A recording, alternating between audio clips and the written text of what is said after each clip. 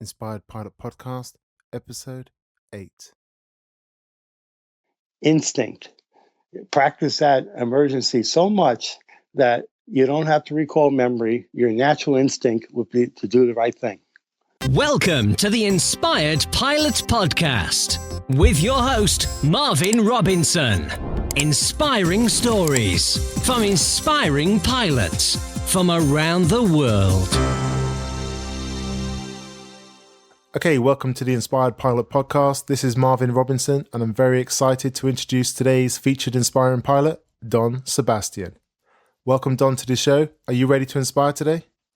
Yes, I'm ready to inspire. Hi, inspired pilots. Excellent. Sebastian's interest in aviation, as with many, started as a young boy building model aeroplanes.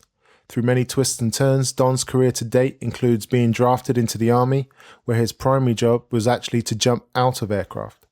A mechanic for a commuter airline, CFI for hundreds of students, an expert witness in numerous court cases, and almost every rating imaginable, Don's career has been as varied as it gets. Today, as president of Aviation Consulting Services Incorporated, from 𝗟𝗲𝗄𝗽 to Boeings, Don enjoys helping buyers and pilots acquire safe aircraft. Okay, Don, I've given our listeners, the Inspired Pilot, a brief overview of your extensive career so far. Can you take a minute, tell us a little bit about yourself personally, where you're from, and before we look further into your journey, briefly give us an overview of what you're doing aviation-wise now? Well, right now I'm in North Carolina, and that's my hometown, right near Fort Bragg, actually, and center of North Carolina. But I travel the world to do my occupation, and that is to do pre-purchase inspections, but first a flight test on my customers' airplanes.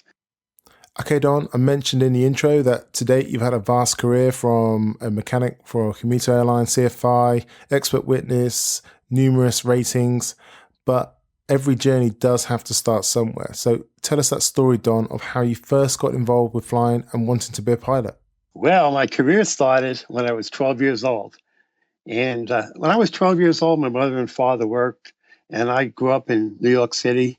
And to give me something to do, they bought me a nice 5-foot-tall model sailboat, which I sailed in Central Park in the Lake Observatory, right off Fifth Avenue, where all the millionaires live. And the little boathouse burnt down, but my boat was at home, didn't get burnt. But anyway, they donated $1 million. One of the persons saw me sail my boat. They donated $1 million to build a new boathouse, and the mayor came, and they had a boat race, and my sailboat crossed the pond first, and I won. So they put me on TV, and then the superintendent of the school saw me on TV, and he came to my school in Brooklyn, New York, and said, "Don, you want to be a sailor when you grow up?" I said, "No, I want to be an aviator, but I'm not allowed to go to Manhattan because I have to take 3 subway trains. And there's a school in Manhattan, the only one in the country, called Manhattan School of Aviation Trades, that teach you how to be a mechanic, an A&P mechanic or technician." So he put me in that school. So here I am, 3 subway trains and a half-mile walk every morning in rush hour, New York City. And 13 years old, I started my trade. And when I was 17, I was qualified to be an airframe and power plant mechanic.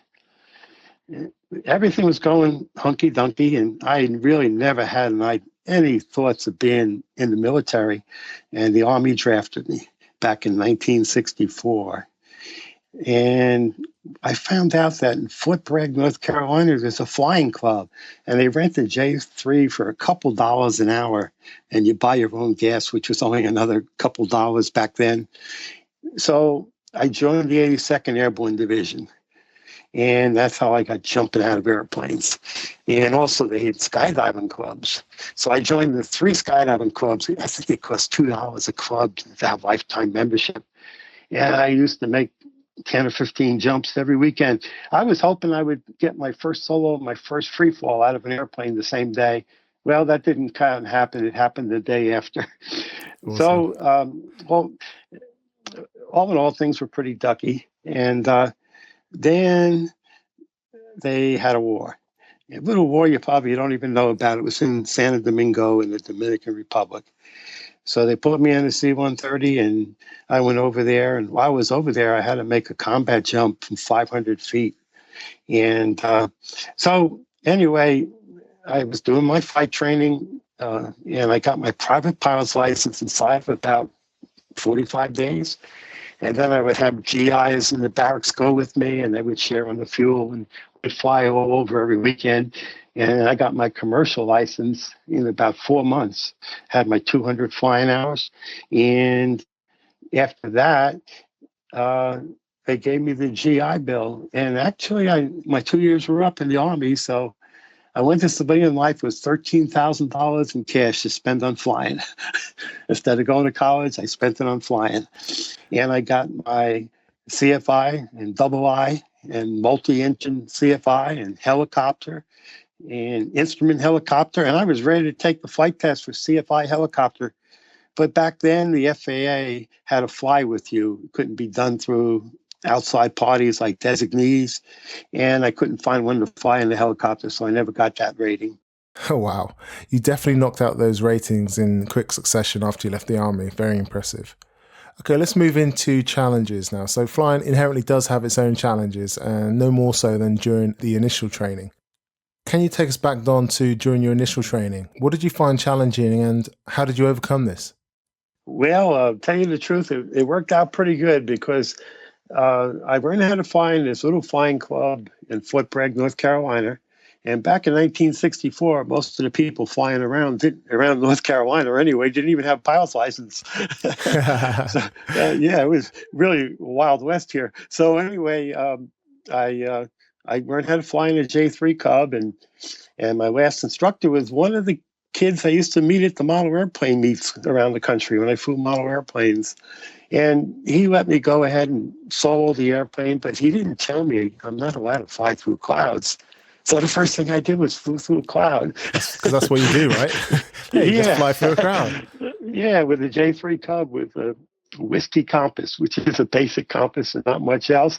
But anyway, I kind of went through the school of hard knocks. And matter of fact, after I got my private pilot's license, every weekend I used to put 2 GIs in the back of a PA-12, which is like the next step up from a J3 Piper Cub. It has a little bench in the back. And we used to fly someplace to build up my hours.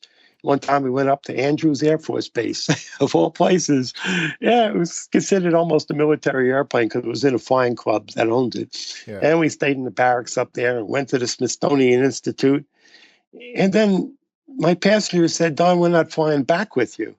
And I said, "What's the matter? You don't like the way I fly?" He said, "No, we saw that airplane we flew in the Smithsonian Institute, and we're scared to fly back in it." What did you say to that? Well, okay, you have time to catch a bus. That's fine. That'll do it. Before that PPO was awarded, what did you find difficult? And how did you overcome this? You know, from my point of view, I found putting it all together, navigating, flying the aircraft, and communicating at the same time. What did you find difficult? Well, you're a lucky guy if you can learn how to fly in a Piper Cub J3 because there's no radio. At least there wasn't back then, so you didn't have to worry about communicating. And it was a dirt strip I learned how to fly out of. There wasn't any traffic except for the flying club airplanes. But I moved into the larger airplanes. I used to listen to air traffic control. I had like a little shortwave radio back then, not like you get it on your cell phone today. And I used to listen to the phraseology of air traffic control. So before you know it, I was flying into the New York area, right next to LaGuardia Airport. There was a little airport called Flushing Airport, just a mile away from LaGuardia. I used to fly in there every weekend with the GIs, and they'd come back Sunday night. And we'd fly back in the dark all the way to Fort Bragg and built up flying time that way. I went through the school of hard knocks. Okay. I love the way you referred to it was literally the Wild West in the air. It's kind of funny. Okay, let's move into aircraft types now. So based on your resume, what you've been doing in the past and with the pre-buy stuff, which you're doing now, which we'll go into later, you've flown a lot of aircraft. So how many aircraft have you flown, and which aircraft do you hold the closest to your heart, and why? Well, as far as different types of airplanes, I almost flew all the single-engine land types there was out there, just about, because now they made some newer ones, maybe I haven't flown. And so with most of the Pistons I flew, and also most of the piston twins up to a 421 and Cessna 4 and different things like that, turbocharged and supercharged. And then turboprops, MU2s and Merlins and Conquests and Turbine Commanders. And then in jets, I was only piloting command in a Citation jet made by Cessna. But really, then I also got my single pilot rating in that, where I could fly that jet all by myself with no co-pilot. But the one I like the best is I went to glider school in 2 days. Actually, I got my glider license, and I like the glider more than any of them. Which one in particular? Can't remember the number. You learned how to fly in a Schweitzer utility glider, and then you moved into the single-seater. And I don't remember what number it was, the model. And why was that? What did you like about gliding, which the other aircraft didn't offer you? Well, what knocked my socks off about gliding is I was up there over South Carolina and on a hot summer day, and the thermals were picking me up. And I look over there, and there's a golden eagle sitting next to me in the same thermal. And we're taking advantage of the updraft. That is awesome. At one with nature, then, I presume. Yes, it's quiet. A glider is quiet, and I think you don't have to be 14 years old to fly one. And also, if you crash, you're probably not going to get killed because there's no fuel. And so the safety record is very good on gliders. It doesn't help you a lot to transition to a piston plane, an plane with an engine, but it helps quite a little bit. Yeah, you always do hear about, people going from flying gliders to pistons. It gives them a better appreciation of energy management and just how to fly the wings and just managing the glide, as it were. Oh, so true. Yeah, true. It sounds like you've been there. I looked into it. I have actually thought about gliding, and I had an experience when during my training, I was doing my first solo landaway, and I basically got lost. I didn't align the DI, and I went off for 20 minutes in one direction, and I ended up being 9 miles off course. And I did sort of the worst thing where I just looked at my map and made it fit what was down below, and I just happened to be a glider school, and I was literally 3,000 feet with a glider above my wingtip, my 3 o'clock, same height, same direction. This pilot looking at me, I could actually see his face even now, and I just went, wow, you guys are amazing, and I shouldn't be here. And it was a bit awkward.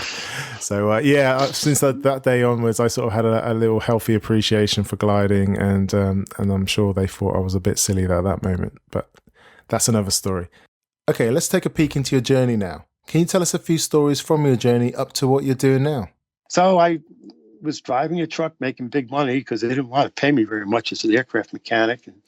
And flight safety said, well, come on out on the weekends and fly for us. So I went to Long Island, New York, and flew out of Republic Field for flight safety.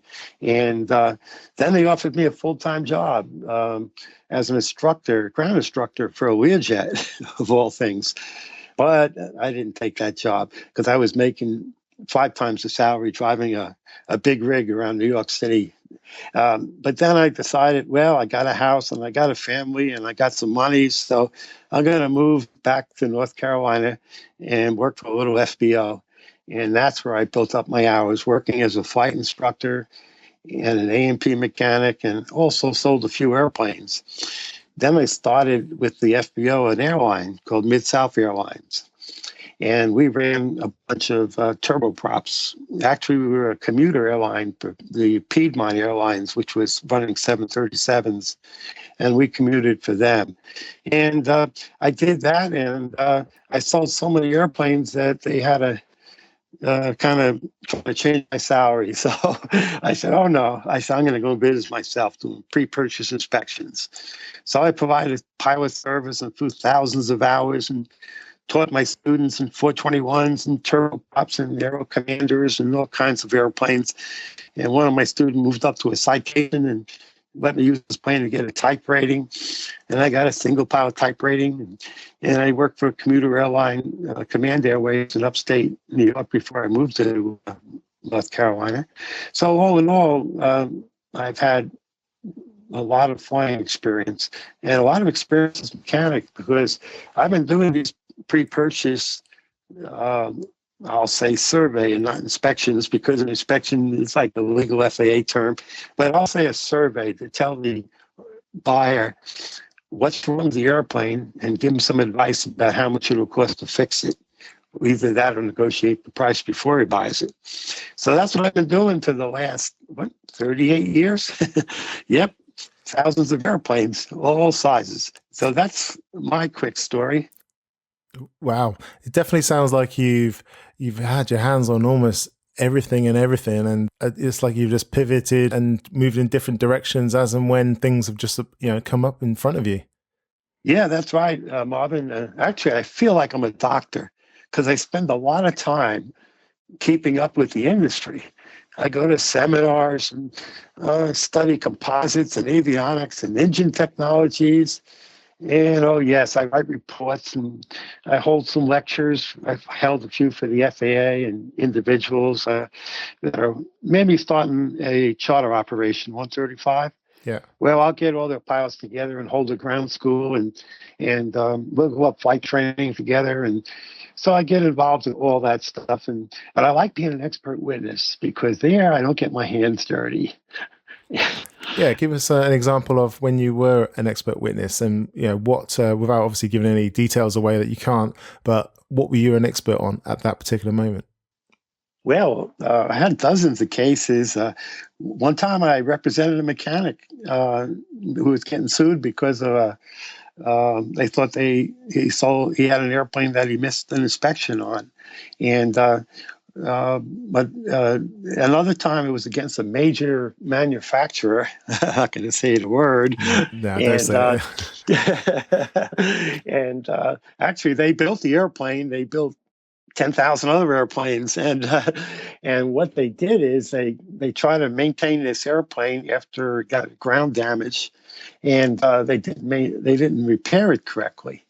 And the owner of the airplane was an attorney and owned a fairly good size FBO, fixed base operation in Atlanta, Georgia. And they hired me to be his expert against these people who built the airplane. Well, it went to trial. The expert against the experts. You're right. And, believe it or not, the other experts, they're so narrow in their field of expertise that they didn't know the right questions to ask me during the depositions. And I went in front of the judge, and the whole courtroom was mine. They awarded my client not only the price, $1.3 million of this used jet, but they also gave him another $3 million for loss of use. And but anyway, that was a happy ending. So I have all kinds of cases. I'm presently working on a Piper Seneca right now case, and I work for the United States government. Matter of fact, the Air Force owns the Civil Air Patrol. Yeah. And one of their airplanes crashed in Easton, North Carolina. And I worked for the Civil Air Patrol. They were getting sued, and found out that there was something wrong with the flight manual of the airplane, and a lot of these airplanes had the same problem. And I understand they had to change things around a little bit to prevent that from happening again. But unfortunately, 3 police officers, 2 of them, which were experienced pilots, got killed in the airplane. But anyway, I do all kinds of stuff like that. That's interesting.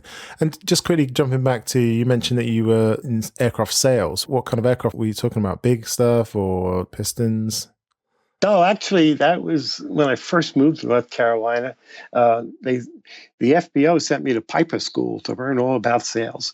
Actually, it was learning all about finance, because that's what sales is all about, finance. Because that was way back, way back in the early 80s. And people were, buying airplanes as much money as they could borrow. And So anyway, I sold a whole bunch of airplanes, and but it wasn't just the sale of the airplanes. They would buy an airplane off of me for list price, and because I would teach them how to fly it, and I would come out in the middle of the night and change a magneto if I had to. These were all fairly small airplanes, Piper, Navajos, and also Saratoga and stuff like that. And then, but right now, of course, I don't sell airplanes. I do help people sell airplanes. I'll go out and look at all the good parts of the airplane and digitize their logbooks and make up an action video flying the airplane, showing them all the good things, pointing out all the options, and putting it online for them. And if they want, I'll answer all the questions. And then when the airplane goes into a pre-purchase inspection, a lot of times they'll send me over to verify that any squawks come up or defects, that how much it'll cost to fix them, and if they are really squawks, or maybe they made a mistake when they wrote the item up. Okay, Don, so thanks. You've had an interesting journey there. You've done lots of different activities. You've sort of been there, seen it, and done it. Can you tell us about your current flying and what you're excited about now? Well, I wish I could be pilot in command more times than not, but when I go out to flight test an airplane, because if it's a jet airplane, there's all kinds of special requirements to be a pilot in command. And even in a small airplane, I don't want to have the responsibility and shed that liability over to the buyer of being pilot in command of the airplane. So I always have the owner or the owner's pilot. Or if it's a big jet airplane, we have a contract crew that's went to flight safety, is current on the airplane. We have them being pilot in command, because my job is to be behind the pilot and co-pilot with my video camera and my notes and my recorder and my vibration sensor and all those things. My job is to find defects on the airplane. And for instance, one day I had a WAF 31 in Sugar Land, Texas, which is basically sea level, and it was the summertime. And the contract crew came, and I spent about 45 minutes on the mission profile briefing. As a flight instructor, I'll sit down with the pilots and we would go over what exactly we're going to do to test this airplane out. Well, this airplane, we had to go to 51,000 feet to make sure the engines were 100% power at altitude, which means they're healthy engines. So we took off out of Sugar Land, Texas, and we went through all the altitudes really quick, and I was testing the pressurization systems and this radio and that radio and calling air traffic control, confirming they're reading our altitudes right. And we got to 51,000 feet in 18 minutes. Wow. Didn't dawn on me. That's pretty quick. That was very quick, yeah. So anyway, we level off, and the crew is very competent guys and have good rapport. So they go ahead and set the power settings that I had for maximum thrust. And when I look at the power settings, make sure the needles are pointing on the right indicators. But most importantly, that fuel flow is correct for the power settings. Because in a jet airplane, if you're using too much fuel, the engine might be sick. It's using too much fuel to get you that performance. So that wasn't the case. It was doing good. So I went in the back of the airplane, and I'm pressurized at 9 pounds per square inch, and the airplane skin is pushing out against itself, and it's warm back there. That's good. The heater works good. And it was a bonus. And I'm listening around the cabin for pressure leaks, because one time I found a citation at altitude. It's a whistling noise in the back, and don't you know, it had a cracked pressure bulkhead. That could have been serious. That's not but we found it. So anyway, I come walking forward, and just as I get back to the cockpit, the airplane has what you call a high-speed tuck. It tucks under. What a high-speed tuck is, this airplane has a subsonic wing, and the sound barrier on top of the wing moves forward as you go fast. And the sound barrier came to the leading edge of the wing and stopped the wind from going over the wing. So what does the airplane do? It mock tucks. The plane points straight down and picks up speed like crazy. Wow. Well, of course, the crew immediately pulled back on the power levers. And we kept accelerating, and I just mentioned drop the landing gear, even though we were going way too fast, but better than that to have the wings come off. And just as I reached the landing gear, we recovered. Okay. And I had a block altitude from air traffic control. I can stay any place between 51,000 and 40,000 feet. The whole airspace was mine. So that was good. But anyway, we get back on the ground, and I call the test pilots who originally certified the airplane in Tucson. And I said, this flight manual I have, there's no supplement for thrust reversers on the engines. And they said, well, we didn't make any airplanes without thrust reversers. I said, oops, you made 5, and mine is one of them. The airplane went that much faster because it didn't have those things hanging off the back of the engine where the tailpipe is. And those less drag.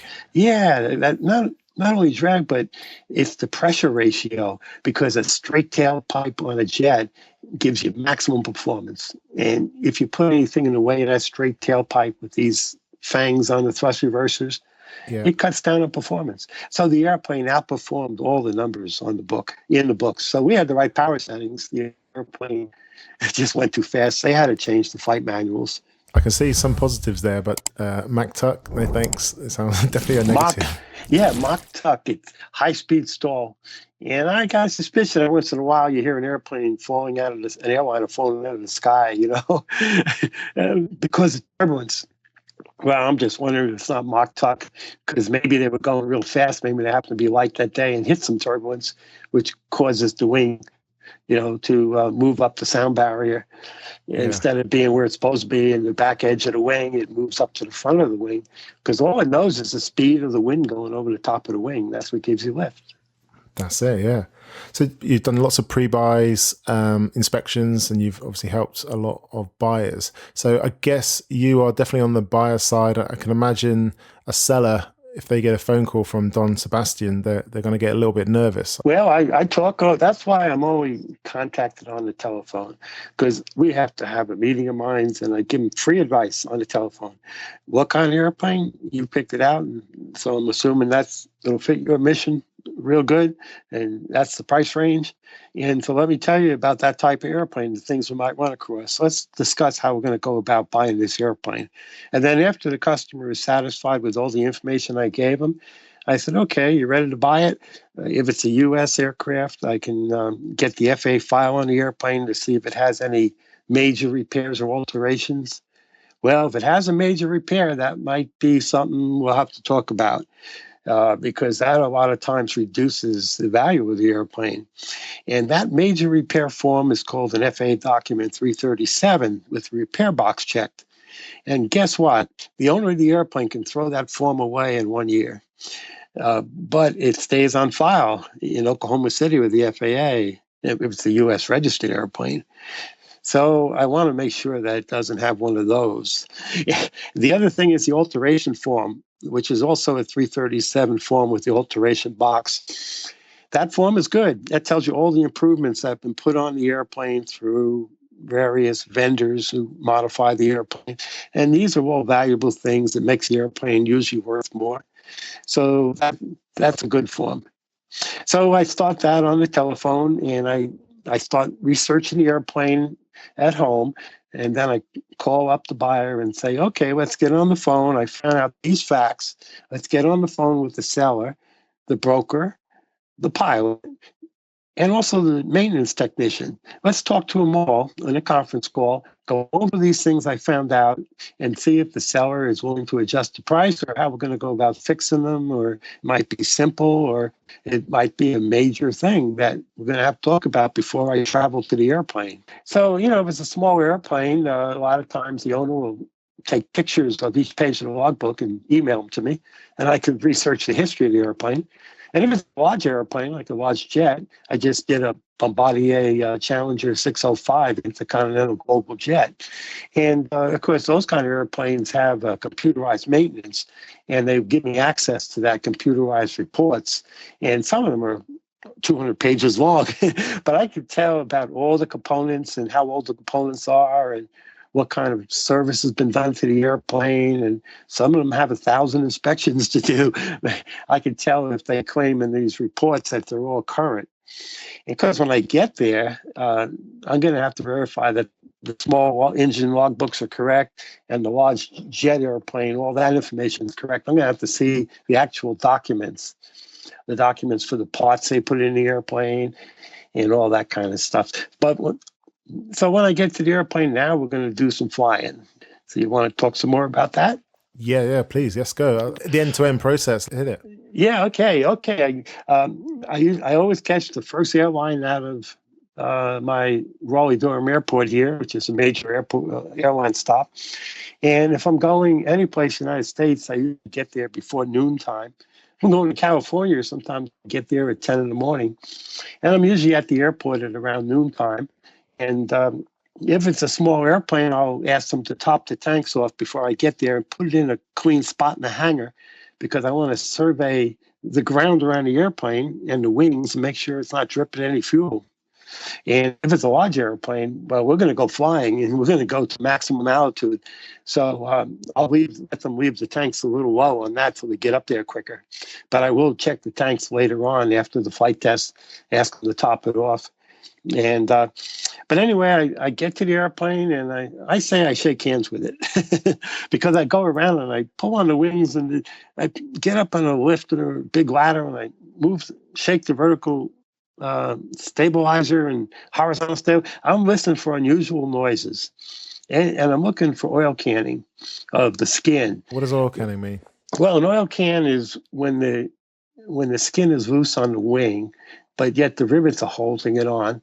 But the aluminum has been stretched between two lines of rivets, and it actually goes up and down like pung, pung, pung, like you had a piece of metal and shook it.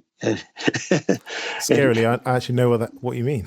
Yeah. So anyway, if it's oil canning, well, there could be a few reasons to it, but the skin is a large part of the strength of the airplane. I found the Cessna 210 once.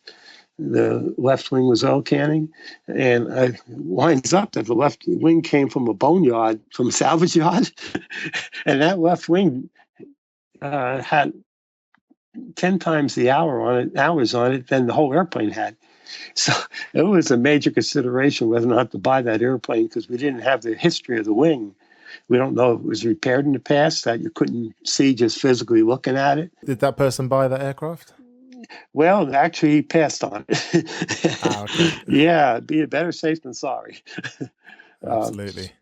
Anyway, we'll go up for this flight test, and a small airplane, it takes about 45 minutes to an hour for me to check it out on the ground. And then I get on a small airplane, a piston airplane, I get outside the airplane and have the pilot or owner start it. And I'm looking at the exhaust pipes. If I see white smoke coming out, it might have oil laying in the cylinders. And that might be an indication of valve guides or valve guide seals are being bad. After he starts it, listen for unusual noises as it's starting and running. Then I have him shut it down with the magneto switch instead of pulling the mixture to stop it. And the reason I do that is because then I know the switch is working and the engine is turned off. And then I could hand prop the engine, which is a quick compression test. Because when I flew J3 Cubs, that's how you started them. There was no starter mode. You had to hand prop them.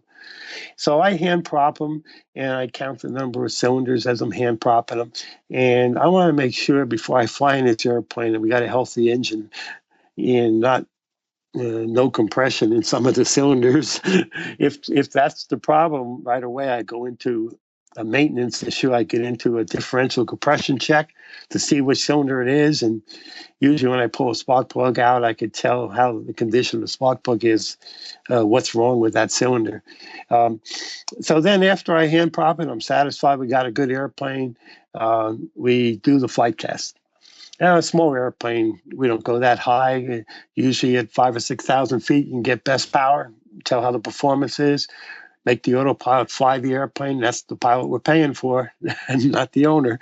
Absolutely, so, yeah. Yeah. So, but in a jet airplane, this flight test is an all-day thing, and a lot of times we're landing in the dark because it's already 3 o'clock in the afternoon before we go flying, and we got to go to altitude, and we got a lot of checks to make and a lot of ground checks before we go flying or right after we come back from flying.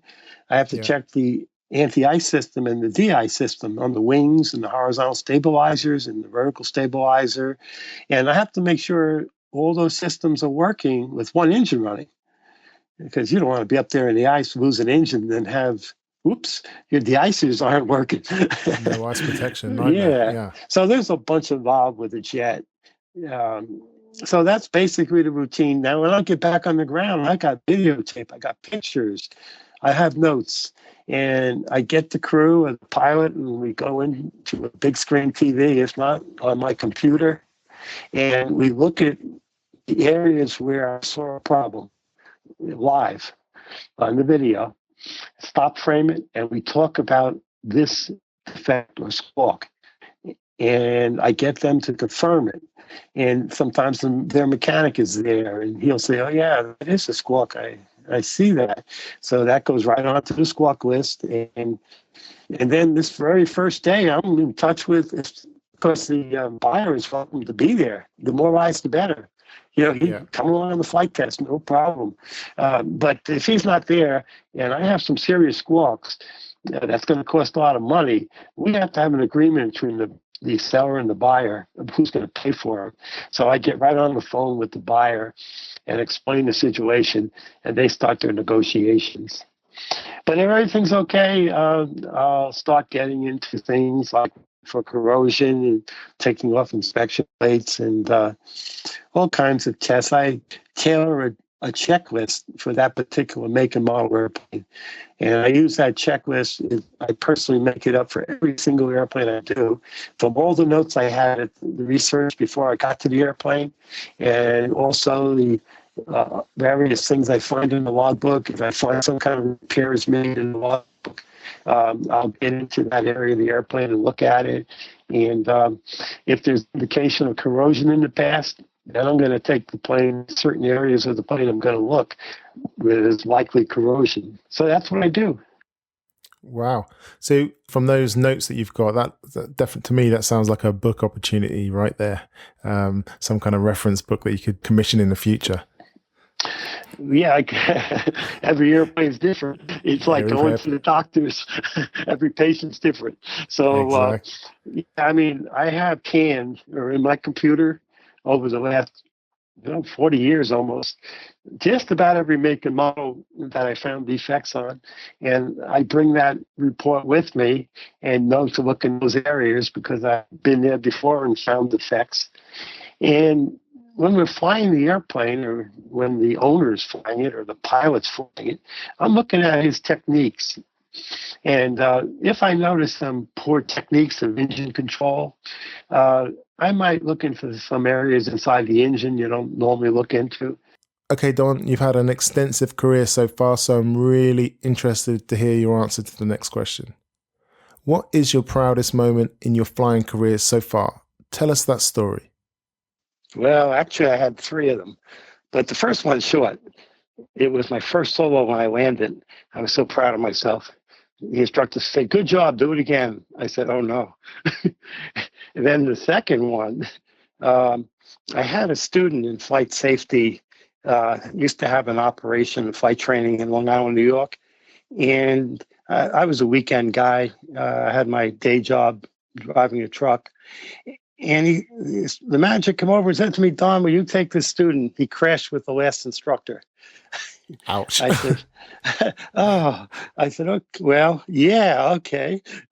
So we got up. I met him early the next morning, and we flew out over the empty beaches of Long Island, New York. And he crashed on landing, so I wanted to see what was going to happen, but not at a big airport. Yeah. So we descended into the beach of Long Island, New York, with nobody on the beach, and we got down to about 50 foot. And I said, "Okay, pull back the throttle." And immediately he gave full left rudder. Okay. Well, that was exciting, but I was waiting for him. So I overrode him on the left rudder. And I said to him, "What'd you do that for?" And he says, "Well, I drove farm equipment. And the thing to remember before you pull back, when you pull back in the power, is to push in the clutch." Wow. So he was pushing that left rudder, pretending it's a clutch. Ouch. Yeah, and he caused an accident with the last instructor. Oh, well. And then I had one more little sneaky one. I became a single pilot on a Citation jet. And I was in Las Vegas with my customer who owned the airplane, who was also a Citation pilot. He said, Don, I can't even talk to you this flight. We got to go to Los Angeles right away. And the weather's 200.5, but I know you can handle it by yourself as a single pilot. I have an important business meeting in the back of the airplane. So I saluted and took off and went to all these unknown first-time fixes into one of the busiest airports in the world. And 200.5 with the Marine layer in the morning over there. Yeah. And I was proud when I got on the ground. So those are three of them. Wow. I like the first one, especially with the, if someone were to say to me, is exactly the same as you, if someone were to say to me when I landed after my first solo, do you want to do it again? I don't think I would have been able to either. The nerves and the adrenaline was such a rush, but hey, go and do it again. No, it's okay. You're only as good as your last game, right? That's right. Only as good as the last one. Okay, moving forward now and looking into the future. What are your future plans and aspirations for yourself? Well, I'm only in my 70s, so I figure I got 25 more years at least. At least, totally. So do a whole bunch more airplanes, the pre-purchase inspections. I imagine I'll be doing more and more of them on the telephone. I also do that. People call me up from foreign countries, and I get all the facts together for them, and I email it to them. And then if they have a smartphone, a Skype or Google Voice, it's all for free. We can walk around that airplane with me seeing what they're seeing, and I could kind of walk them through this pre-purchase inspection type of thing. So my plan is to continue doing what I'm doing. I don't really do any student instruction anymore. I just do people who want to get checked out, like instrument currency rating and stuff like that, and multi-engine ratings. But that's my future plans. When I can't walk anymore, I'll still be on the telephone doing pre-buys, I hope. Fantastic. I do like the way you're making the most out of online technology using Skype and Google Voice. You're definitely making yourself more accessible to more people. That's awesome. Yes, that's right. And I can get up close and personal with whatever they're seeing or what I tell them to look at. I can tell them if they're looking in the right spot.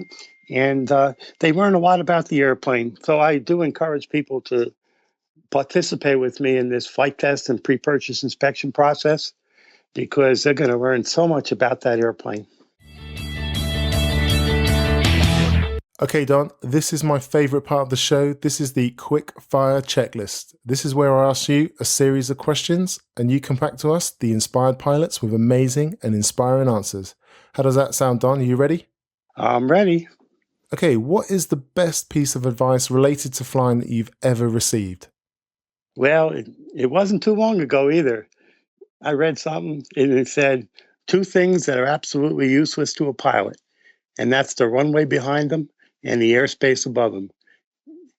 So that's probably a pretty good piece of advice.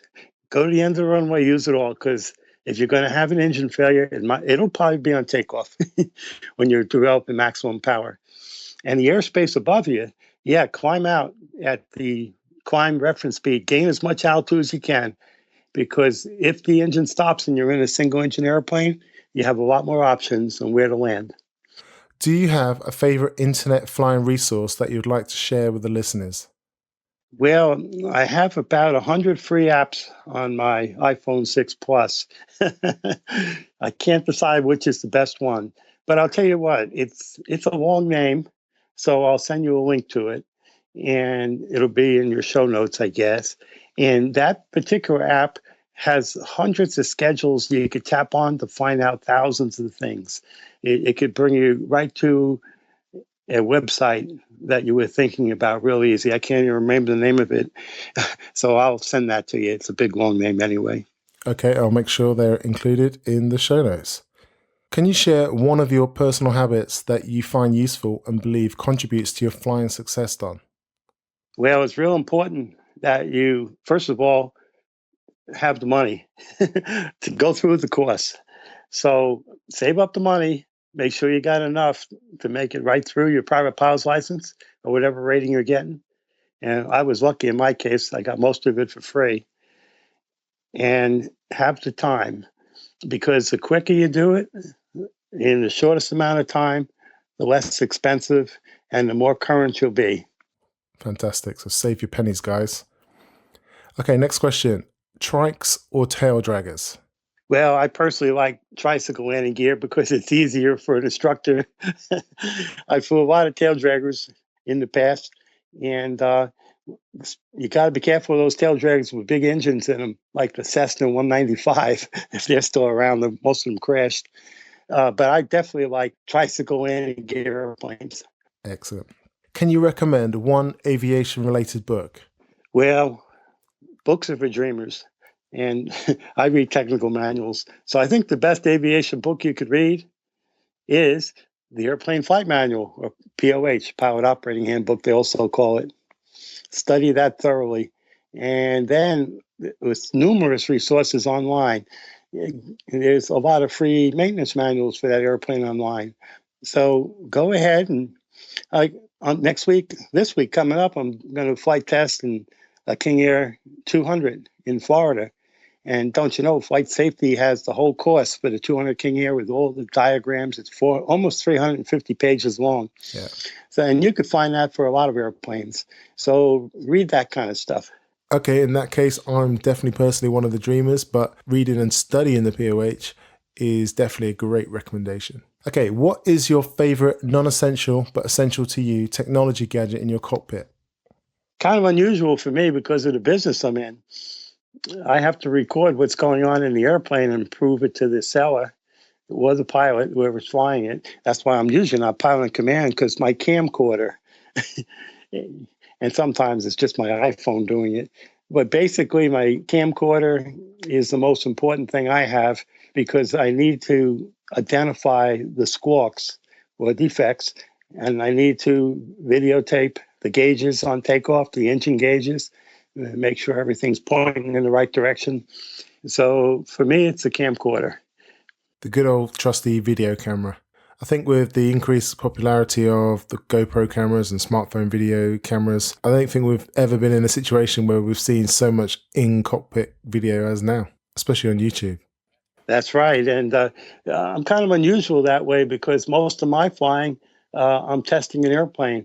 And I'm not really going any place except high up in the air, flight level maybe 510 in some cases, and back down to the ground as quick as possible while testing everything out. So that's why I let the pilot in command handle the radios, do all the communications, because my mind is on the airplane itself looking for defects. Fantastic. This is my favorite question now. If you had a time machine and could go back in time and meet your younger self, just as you're about to start your flying journey, knowing what you know now, Don, what advice would you give yourself?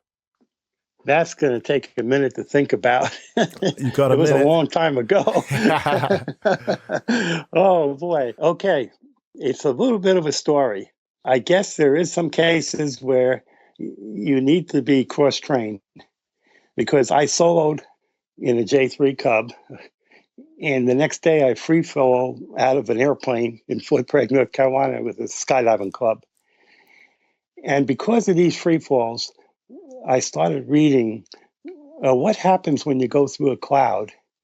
And I found out that when ducks go through a cloud, they pull in their left wing and they do a graveyard spiral to the left until they get out of the cloud.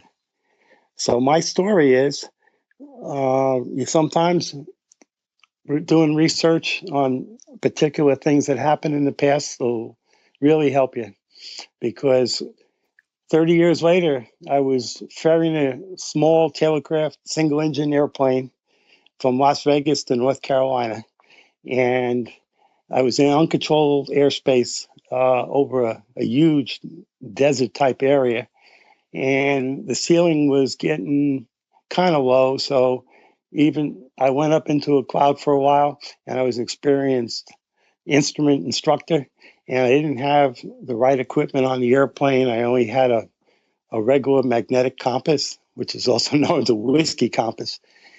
And don't you know, my directional gyro quit, and I didn't have a vertical speed. All I had was an altimeter. So Sound in I trouble said, to well, I me. could do this. Yeah. I can do this. So I was in the clouds for about 15 minutes doing it, remembering compass error, using my pitch control, and the primary instrument for that was my altimeter, because I didn't even have an attitude indicator in the airplane. And after about 15 minutes, I lost it. And the plane started going haywire. And I knew the best thing is let the plane fly itself, kind of relaxed on the controls. And don't you know, came out of the clouds with a graveyard spiral to the left. Wow. I had plenty of room below me, over 4,000 feet. So I knew that's the only reason I did that daring little maneuver. I love that. Looking to nature and copying the survival instincts of a duck to get out of jail that time. Good stuff. Right. But maybe if you're in the southern hemisphere, you might do a graveyard spiral to the right. I don't think you want to try it, but I guess it's best to try and avoid that kind of situation in the first place. But if push comes to shove, you're in that situation, your life's on the line, then yeah, let's fall back in your training and, where necessary, even nature. Well, you got to keep testing yourself, and when it's safe to do so, you got to keep testing yourself. On twin engine airplanes, I regularly make believe I have an engine out on after takeoff and go through the motions without pulling back the power. And if you're in a single engine airplane, if you say to yourself, if I have an engine out and I have no more runway left, I'm going to fly straight ahead and crash into a nice smooth area where usually there is a smooth area in front of the runway, because a single engine airplane has that big engine in front of you.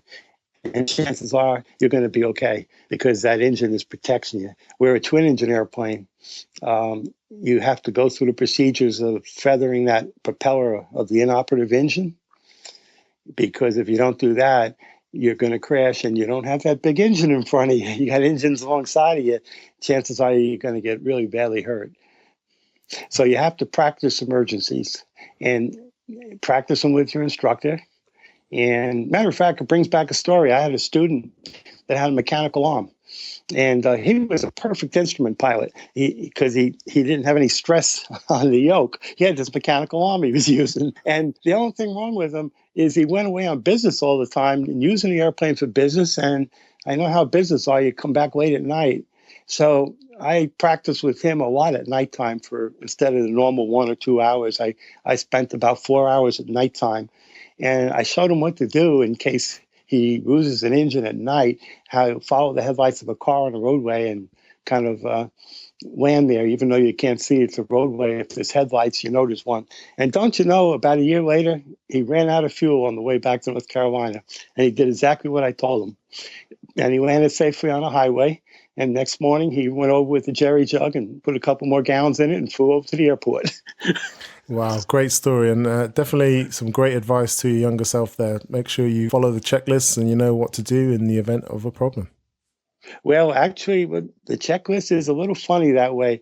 In an emergency, you have what they call a memory item on a checklist. In other words, you don't read it, you already know about it. But I'm going to go one step further. I'm going to say instinct. Practice that emergency so much that you don't have to recall memory. Your natural instinct would be to do the right thing. Perfect. I think every pilot needs to understand that. Don, I've really enjoyed listening to all the twists and turns of your journey so far, and the stories you've shared were really inspiring. Can you give the audience of Inspired Pilots just one last piece of guidance, share how people can get in contact with you, and then we'll sign off? Well, yes, I really appreciate the opportunity to talk to everybody out there. And remember this, when you're a pilot, you become a better person. You're more aware of the earth and its environment. And that was a big thing when I became a pilot. There was things up in the sky I never even thought about, especially the weather. I was a little amateur weatherman after a while. And and then how to contact me. Well, I don't like to get emails unless I'm dealing with you, but we have to have a meeting of minds and to see if I can provide a service for you and what the details are in that service. So please give me a call, either on my Skype number. You could just Skype the word pre-buy, P-R-E-B-U-Y, and you'll find me. then you have my phone number, my Skype and my regular cell phone number. I'll give you in the show links. And that number is 910-315-0099. And that's the Google Voice actually number, which transfers to my cell phone. So Skype, Google Voice, a direct call to my 910-315-0099 number. And if you're using Skype, the word pre-buy. And that same number will get you on Google Voice with me. And we'll talk about your situation. And we'll see what service I could do for you. And that's no charge for that call. Okay, that's a lot of information there. So I'll ensure that all your contact information is available on your show notes page on inspiredpilot.com. Okay. Don, thank you for being so generous with your time. On behalf of the Inspired Pilots, thank you and speak to you again. Have a good day. Thank you so much for joining us today on the Inspired Pilot podcast. Don't forget to head over to inspiredpilot.com. That's where you'll find the show notes for every episode, links to all the resources mentioned, and much, much more. Wherever you are on your pilot journey, get ready to be inspired.